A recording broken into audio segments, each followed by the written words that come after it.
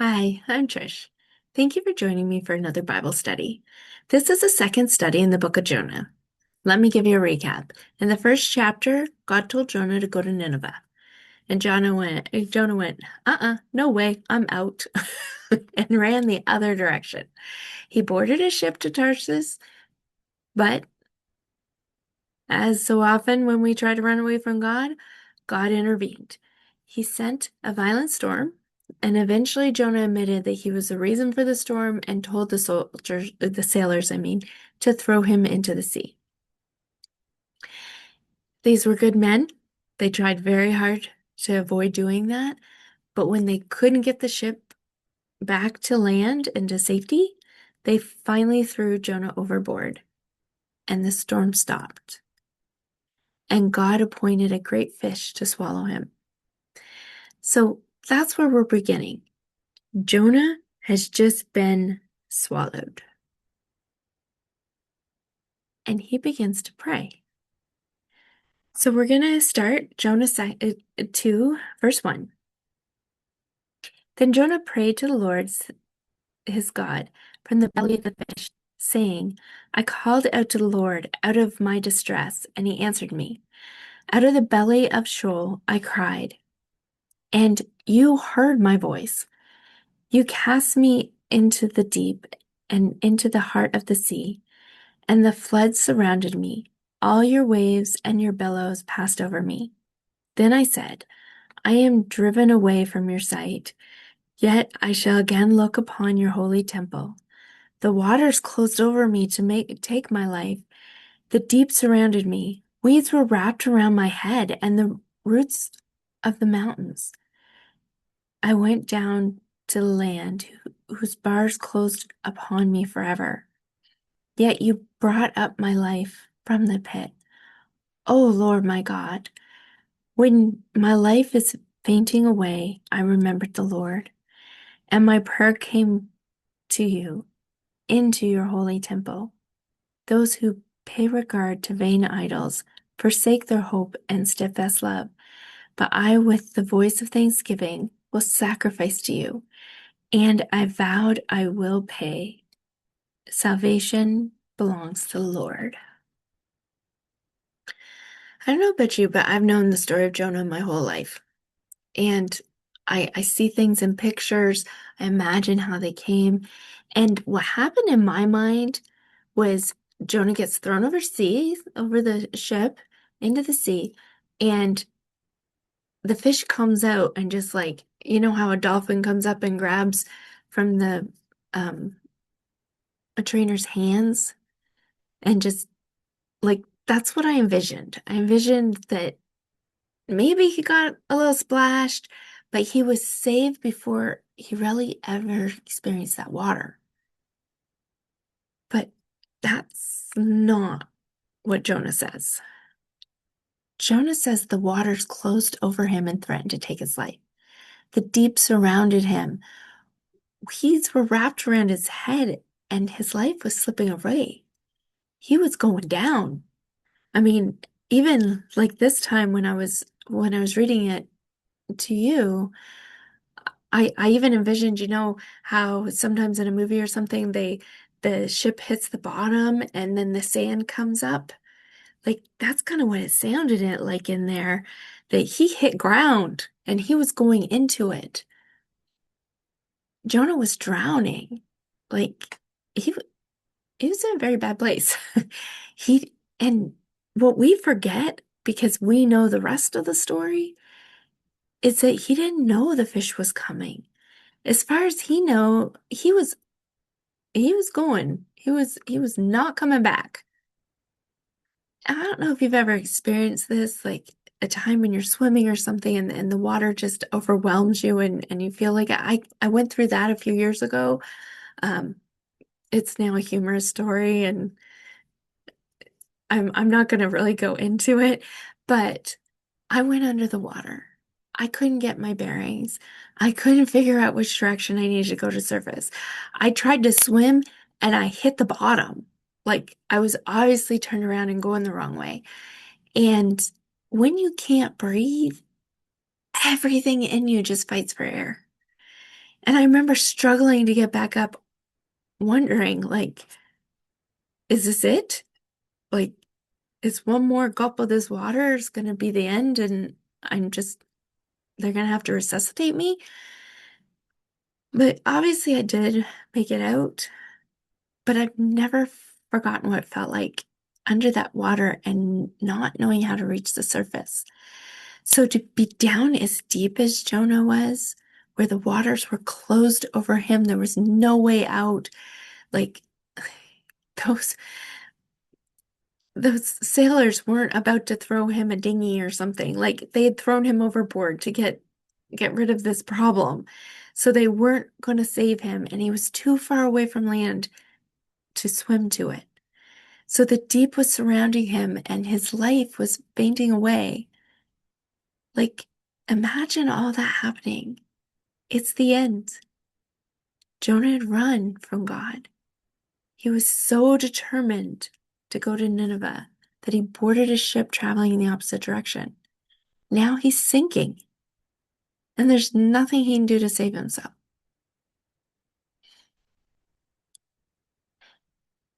In this scripture, it says that when his life was slipping away, he remembered the Lord and he called out to God, which I think is typical to all of us. When we're in trouble, we call out.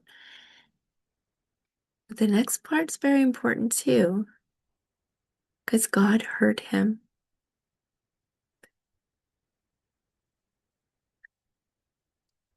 And he hears us. Then the fish came. The fish did not put Jonah in danger.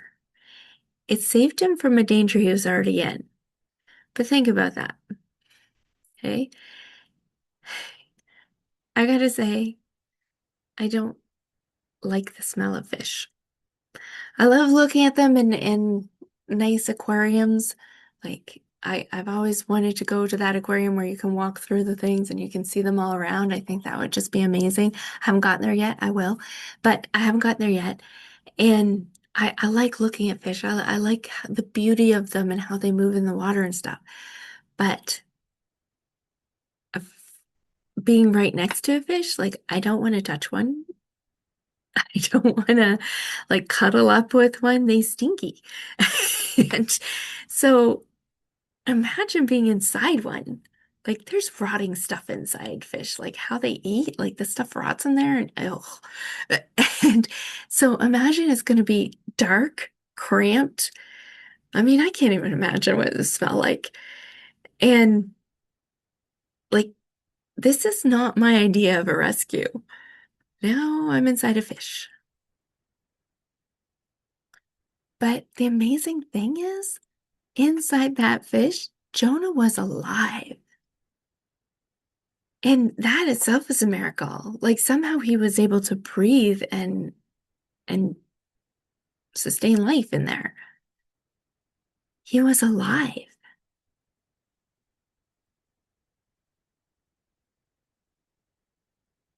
Part of this is like something that I think we miss. The fish wasn't comfortable. It just like it I'm sure Jonah wasn't sitting there thinking, let's see how I can decorate this place and make it home. Like he wasn't wanting to be there any longer than necessarily, but it was keeping him safe. It wasn't the rescue he imagined or requested, but it was the rescue God provided. And I mean, I just marvel over the how wise Jonah must have been because he understood that. Like he's praying a prayer of thanksgiving inside a fish. He thanked God for hearing him. He looked back on what had happened and said, "You brought me out of the pit. Oh Lord, my God." He said that he's saying this before the fish brought him to dry land. Jonah was still confined. He didn't know if he was going to get out or what would happen next, but he knew that he had been drowning and now he wasn't. And he gave praise for that. He was thankful. I wonder how often we miss what God is doing because he doesn't immediately make us comfortable. Like, we want the rescue to show up with like blankets and a nice warm cup of hot chocolate and somebody to comfort us and tuck us in and make us feel nice and warm and cozy. But sometimes the rescue looks different because when life becomes smaller or more restrictive, we assume that things have become worse. We ask God to open the door, remove the limitation, or let us move forward again. We can become so focused on getting out of the fish that we don't stop to consider whether it's doing something for us. Is there a fish in your life? Is there something you've been asking God to remove because it's unpleasant or restrictive? And at the same time, it's also protecting you? Perhaps the door has closed and you're frustrated because you can't move forward. Maybe circumstances have forced you to slow down when you want to keep going. Perhaps a boundary has been put in place that you don't like, or you're in a season of waiting and dependence that has taken some of your freedom away. We need to be careful about assuming that every painful situation is sent by God. I mean, every situation's different. And some situations are harmful and they should not be spiritualized or accepted as though suffering automatically makes them good. Like, no. But Jonah's prayer gives us a question worth asking. Could something that feels like a terrible place also be keeping us from something worse? Jonah had not reached dry land, but he was no longer drowning. Near the end of the prayer, Jonah says that he will sacrifice to God with thanksgiving and fulfill what he has vowed. Then he says, salvation belongs to the Lord. Jonah had wanted to decide where he would go and what he would do. I think of him as a very stubborn person. Like, he's turning around to God saying, you're not the boss of me. I, I'm going to Tarshish. Like, I'm out of here. But he couldn't save himself from the sea. He couldn't command the fish to return him to land. His life was completely in God's hands.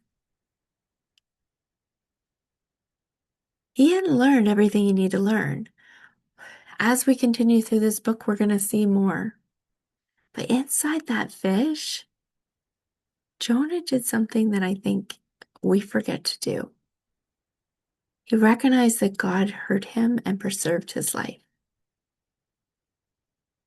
Like, I think our first temptation, our first instinct is to complain and just be like, why you got me here? This is horrible.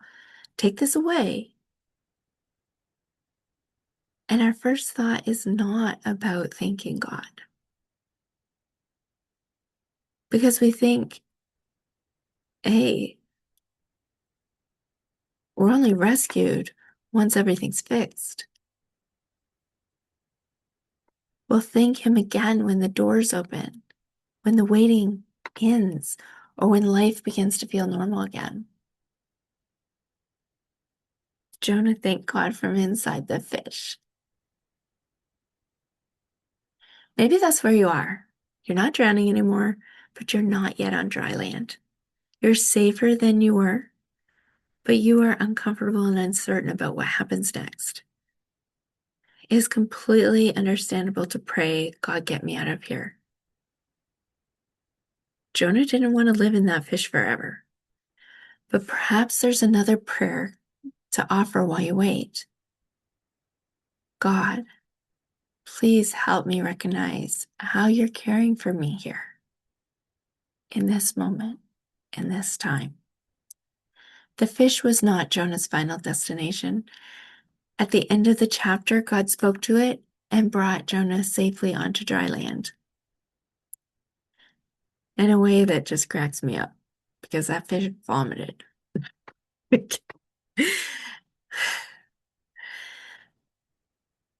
But while Jonah was inside it, the fish kept him alive and gave him a place to remember the Lord. Sometimes God's rescue does not immediately return us to comfort. Sometimes He saves us through something we would have never chosen and even pray, please take away. So if there's a fish in your life, it may be worth trying to look at it a little bit differently.